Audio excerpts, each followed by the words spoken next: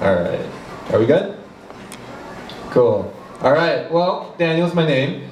But I also go by DL as in DL Kim, not to be mistaken for DL Hughley.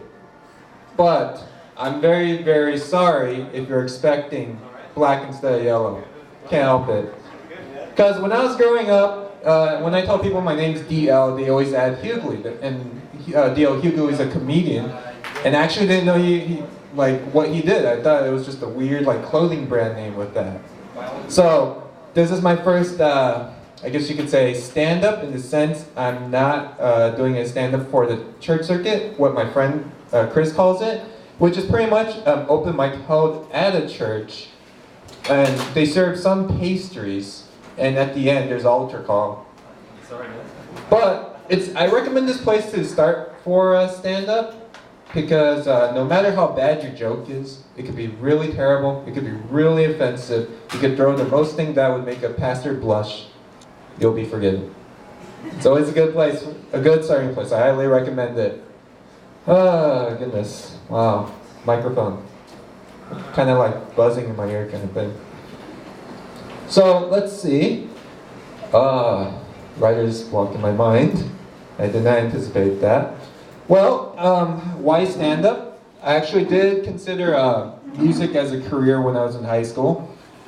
Come on, like that's like the one trip to Stardom, and you could sing along with your favorite singers and all that. And so it was this one epiphany I had I'd like to share with you. So it was one night, it was me and my friend Daniel. We were outside his house on a moonless night, and we were sitting on the curb. He had his guitar. He was playing, and I had the urge to sing. Typical bromance at that moment. And so I decided to chime in. 3 minutes later, when the song concluded, my friend leaned over towards me, and it was a compliment moment, the one that I should feel conviction to become a professional singer. And as I leaned like closer to him, he whispered, "Dude, I think you're tone deaf."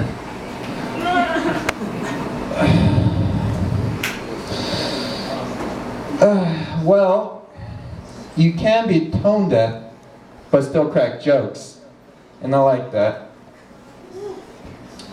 But I had to learn another terrible truth 2 years ago. A group of friends and I, we were going down from Fresno, and we decided to eat at this pho place. And while we were eating, this guy sitting next to me, part of our group, he decided to break it straight up with no sugarcoating. And what he told me shattered me because it's something I knew that was correct for 20 years, and I'm 25 now. And the cold hard truth is this is what he told me, what I did not know about myself. I've been holding my chopsticks the wrong way all this time. And you would think of all people that I should know. The way I hold my chopsticks is actually downwards, like I guess my palm facing downwards, and assume these fingers are chopsticks.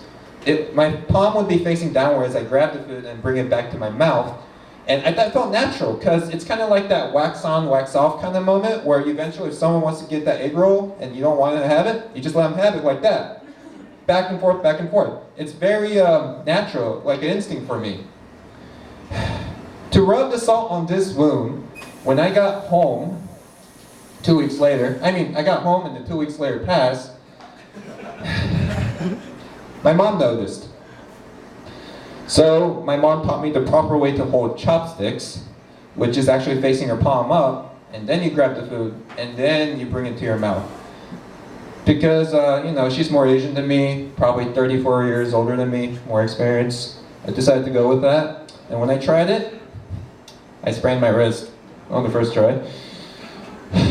Thanks, Mom. I wish that was a joke. I really wish it was. Oh, goodness. Well, I was on the freeway actually, 2 years ago actually too. This was after the chopstick incident. That it was me and my friend Albert. We were going down the freeway, and this other car was on my right side, but I was trying to merge towards him. So what I did was pretty much the stereotypical Asian can't drive. I pretty much proved that. And I felt kind of embarrassed, and as I saw the car pass by me, I saw two white guys in the car, and I think it was the driver who was making this gesture at me. I received my first racist comment.